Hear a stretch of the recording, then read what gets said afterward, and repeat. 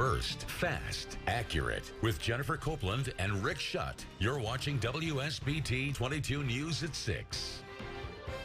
Search warrants executed and bags of evidence collected from the Kosciusko County Sheriff's Department. This comes 2 days after Sheriff Aaron Rovenstine was indicted on bribery and intimidation. WSBT-22 Suzanne Spencer broke this story on Monday. And Suzanne, new at 6, you saw several state police detectives walking out of that department today, carrying clear plastic bags with computers, iPads, and other electronics. At least one bag I saw had the name Rovenstine on it. We confirmed the evidence collected was the result of a search warrant earlier today. Bags of evidence, but not much to say from these Indiana State Police detectives who have been investigating Sheriff Aaron Rovenstine since last summer. Rovenstine indicted by a grand jury for agreeing to accept $30,000 in bribe money and intimidating another police officer.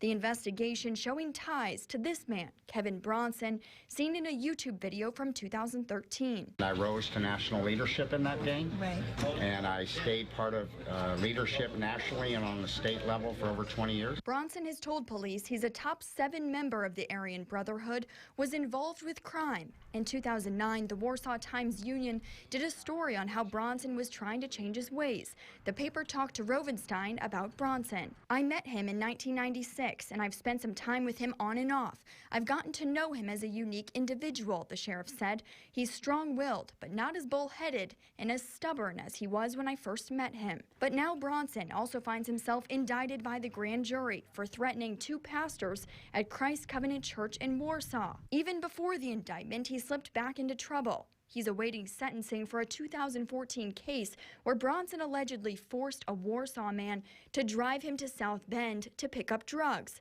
Documents say he forced the man to withdraw $240. When police got there, they found cocaine on him. Bronson also tied to Dr. Mark Soto. The sheriff allegedly allowed the two to have unsupervised visits and unrecorded phone conversations. I asked Soto's attorney if Soto was manipulated by Bronson. He said, quote, Dr. Soto first met Mr. Bronson at a church where Dr. Soto was preaching in about 1998. Mr. Bronson responded to this spiritual message that day. He went on to say, the evidence regarding Mr. Bronson will be abundantly clear in public proceedings. I also reached out to 2 pastors who were allegedly threatened by Bronson. Hear what they had to say about his involvement at the church on our WSBT mobile app. At the live desk, Suzanne Spencer, WSBT 22 News.